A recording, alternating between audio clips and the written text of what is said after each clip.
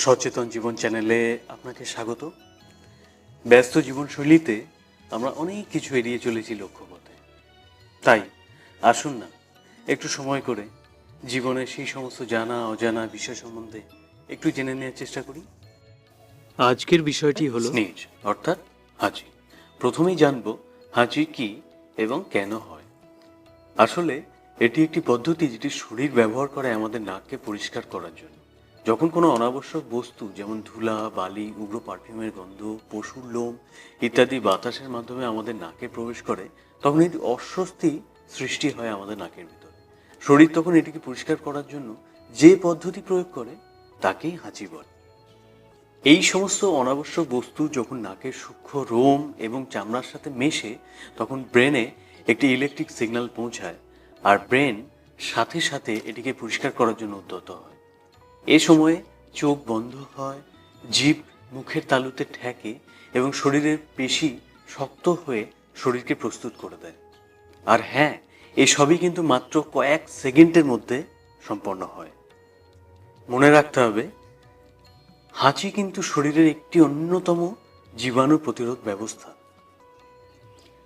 2012 সালে গবেষকরা জানান, হাঁচি একটি স্বাভাবিক বিষয় যেটিতে নাকের পরিবেশ আগের মতো স্বাভাবিক ও স্বতঃস্ফূর্ত হয়ে ওঠে।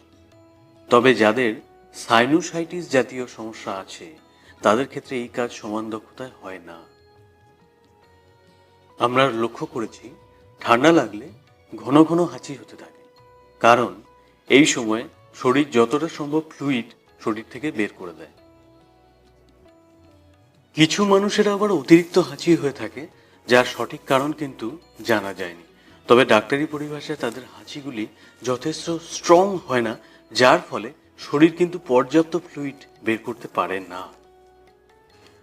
তবে এটি স্বাভাবিক তুলনায় যথেষ্ট বেশি হলে ডাক্তারি পরামর্শ আমাদের অবশ্যই নিতে হবে। এবার বলবো হাঁচির প্রভাব কতটা আমাদের জীবনে।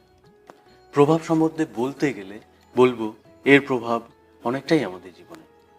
হাঁচির কারণে যে পরিমাণে কোল্ড ও ফ্লু ভাইরাস জীবাণু বেরিয়ে আসে থুতুর মাধ্যমে, সেটি একটি সুস্থ মানুষকে অসুস্থ করার জন্য যথেষ্টই দায়ী। হাঁচির ভাইরাস বাতাসে প্রায় 3 থেকে 4 ফুটেরও বেশি এরিয়া কভার করে নেয় চটজলদি, আর ধীরে ধীরে এটি একটি প্রায় ঘরকেই কভার করে নেওয়ার ক্ষমতা রাখে। কিন্তু অবাক করা বিষয় যে এটি খোলা চোখে কোনোভাবেই দেখা সম্ভব নয়।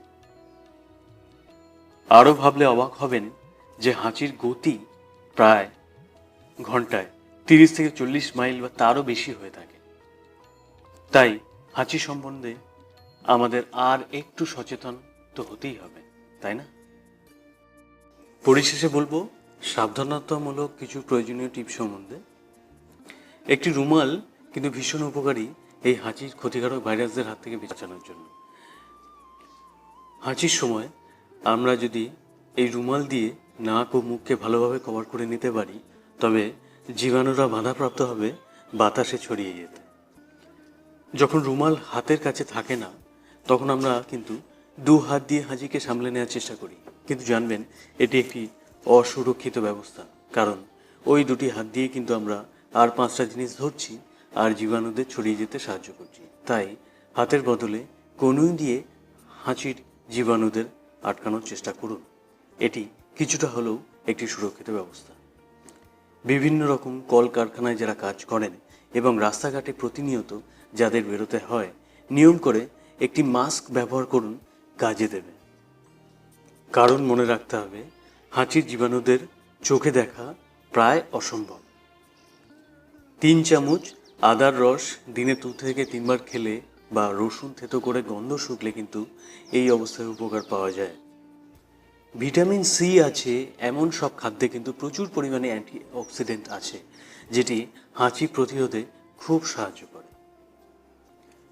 আর এত কিছুর পরেও যখন হাঁচি চলেই এসেছে, তখন নাসাছিদ্র দুটিকে চেপে ধরে তখনকার মতো রেহাই পেতেই পারেন। এই ছিল আজকের বিষয়। যদি ভালো লাগে প্লিজ কমেন্ট করতে ভুলবেন না, আর লাইক ও সাবস্ক্রাইব করে উৎসাহ দেবেন। আজকের মতো চলি, অন্য একটি বিষয় নিয়ে খুব শীঘ্রই আবার দেখা হবে। ততক্ষণ ভালো থাকুন আর দেখতে থাকুন সচেতন জীবন। ধন্যবাদ।